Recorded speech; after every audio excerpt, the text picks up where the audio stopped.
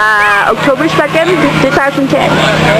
And behind us is the Stanley Martin development beyond the Penn Center. And this was all an African-American settlement. Freed slaves settled in this area around the time of the Civil War. And behind us right now are modern homes. But before that, they were relatively modest homes on very large lots. It was an African-American settlement, and as the years have gone by, people have consolidated their properties, sold to people who have developed the area with larger neighborhoods and larger homes. So, but the little piece of history that remains is the Penn Center, which was originally the Baptist church and then a community center, and so there still is a presence here of the African-American history that we have in the Zion Drive area. And you had a proffer that included the cemetery. One of the proffers when... Maybe you could show it to us?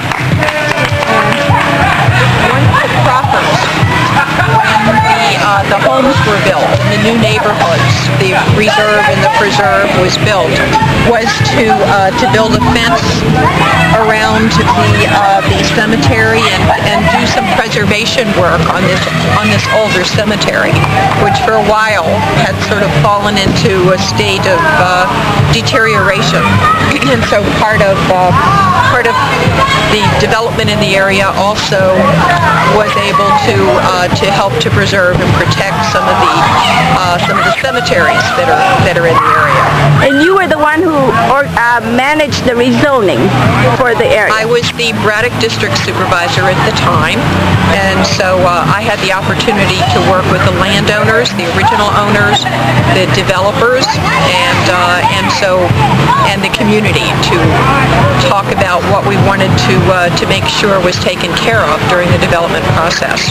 And you participated in the Community Day over the years, right? Absolutely. I've participated in the Community Day here, and actually this community center almost was slated for closure some years ago, and the community rallied around it. People, especially the Robinson High School community and the folks who live in the area, rallied around the Penn Center and were successful in saving it and also breathing life into programs and activities that happen here. And as you can see, there's a lot that happens here. Well, the Penn Center is the headquarters of the Burke West Springfield Senior Center Without Walls. Could you say a few words about that, which you helped develop in 2007? Yes, and the Senior Center Without Walls is a really innovative program that allows us to provide activities and programs within the area without needing to build a brand new center of some sort. And so we take advantage of existing facilities, churches, the community center, community centers that already are in existence, and other existing locations. And I would like to say that Corapoli has been a real leader in bringing that idea to fruition. It's innovative, something that hasn't been tried before, and it's a way for us to leverage resources, especially during a difficult time in our economy where we don't have as much money as we used to, but we're still finding ways to make positive things happen. And you have played a major role in making sure that everybody is included in the history of Fairfax County, including the Asian American community. I've had the opportunity over the past couple of years to work with Corapoli and to work with just a wonderful task force of individuals who were interested in researching and recording and then writing the history of Asian Americans who have made Fairfax County their home. And the resulting product, or one of the major resulting products of that, was a wonderful book the Asian American History Project book, which captures stories from people who have been here, for some time, tell the stories of what it was like to leave wherever it is they came from and come to Fairfax County. And it talks a little bit about some of the churches and some of the other successful things that people have done, and that's kind of neat. We value the Asian American presence here in Fairfax County. It's our largest minority population, and they've really made a difference in our community. And one of the presents is in the Little Zion Baptist Church, which are helping to get a historic marker for its 120th year in 2011. Absolutely. So, and actually we've had, being able to capture the history, but it's not just okay to capture it and write it down, but to put up some kind of a monument or to put something in place where people can come and know what happened at a particular site. So historic markers are really important and a wonderful way of telling our history so that people have the benefit of knowing sort of where this area came from and what was here, and sort of gives you a sense of roots. Thank you very much, Chairman Bulova, for your leadership with the Penn Community Center, the Fairfax County Asian American History Project, and the 2011 Historic Marker Project for Little Zion Baptist Church. Thank you, and thank you for your wonderful work.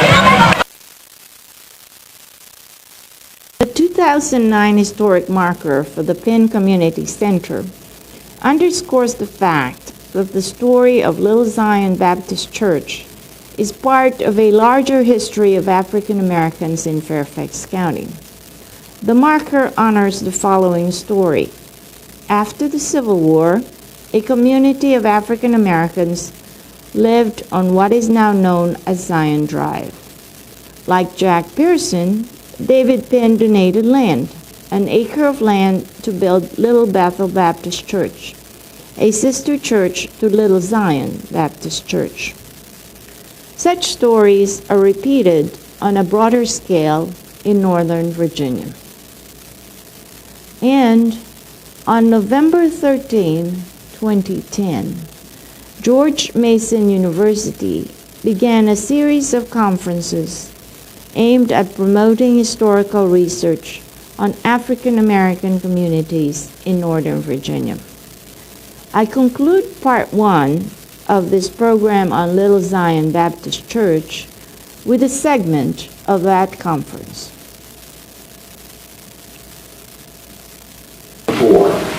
If you are enslaved or free or just hardworking and struggling, just trying to get by day to day, just trying to get food to feed your family, just trying to get education for your children, you don't have a lot of time to preserve your history. You don't have a lot of time to think about what you're doing. You just do it because you have to get by day. So it's not often in those cases that people will sit down at the end of a long day and write a diary entry to save it for the future. These are not the people who write biographies or autobiographies about their lives because they're too busy living those lives and trying to get through it and make success a part of what they're trying to do. And I think these kinds of issues are the ones that we have to begin to think about when we are looking at memories and the sources that we want to explore to understand the histories of the communities that we're talking about today. Because without them, our vision of what's going on is distorted. Because if you look at these sources, if you look at newspapers, often our stories aren't there. Or if they are there, they're not from the perspective of the people of that community. They're from the perspective of someone from the outside, which means their memory, their vision of it may not coincide with the vision, the memory that the people in that community have. I mean, an interesting way of thinking about this is that looking at, there's the slave narratives. Dr. Megan Scott talked about some work I'd done on the slave narratives from the 1930s. And these are narratives these were interviews that were done of African Americans in the 1930s who were the last living generation of people who had been enslaved. So it was a chance to sit and talk with them and understand what they thought slavery was all about. Well, what's interesting is that as they did comparisons of these interviews, they found that who interviewed these people was critical. Because the point of view, the information, how honest people were about it changed depending upon who that person was. So this is why I think it's important for us not to just look at the sort of traditional sources of documents and records about history, because there are other points of view that need to be brought forward, other perspectives that need to be included in this conversation to fully understand the complexity and the richness of the communities and the stories that we want to know. A wonderful example of it is some of the work that I've been doing more lately on the Underground Railroad. And if you look at the traditional vision of the Underground Railroad and how it operates and who are the key players and people in that story, very often, at least until not too long ago, the idea was that the Underground Railroad was really driven by and energized by Quakers and by whites of goodwill. People who believed that slavery did not belong as a part of the Constitution of this country, was not part of what ought to be the ethos of this country, and we need to take steps to rid our country of that institution any way that we can. In this picture, these are good people. But in this picture, the idea is that they are the ones who are the engines behind the Underground Railroad. They are the ones encouraging people who were enslaved to think about running away. And when they did run, they were the ones who provided food, clothing, support, directions to help them gain their freedom however they could. In this picture, African Americans are not the active ones in the role. They are the beneficiaries of the helps of other individuals. And this is in part driven by the fact that the sources that were used early on came from a particular perspective, a particular point of view. It had to do with the fact that much of the early research and understanding of the Underground Railroad was built on autobiographies and biographies and research done of these individuals and their stories. For example, the key written biographies and autobiographies were of Quakers and of others who participated in it. Probably the best well-known one is a man by the name of Levi Coffin, a Quaker of great renown, a fine, fine gentleman, who actually began his Underground Railroad work in North Carolina, then moves to Indiana and Ohio, continues to do his work all during that time.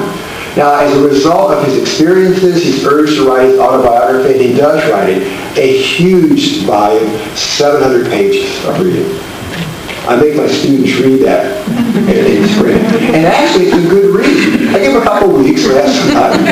But it's a great read. And it really begins to give you a sense of the early origins of activism in the Underground Railroad and how it really begins to create networks that exist in other kind of places. It's a terrific way of understanding aspects of the Underground Railroad. The other piece that was critical in understanding this story was a study done by a professor at Ohio State in the 1890s. His name is Siebert. He wrote this book called The Underground Railroad. And the way he crafts it is by going around the country and interviewing the surviving individuals who were part of the Underground Railroad. The problem with this is that his network of connections tends to have a certain look and feel to it. The majority of people that he talks to and is connected and has these interviews with tend to be whites who have survived over the years. By the 1890s, you're 30 years past the ending of the active work of the Underground Railroad. So a lot of people have died. So those who are alive still tend to be more well-to-do, healthier lives, and survive a longer period of time. So the majority of the people that he interviews are older, white, mostly men, who survived in the 1890s. Now, for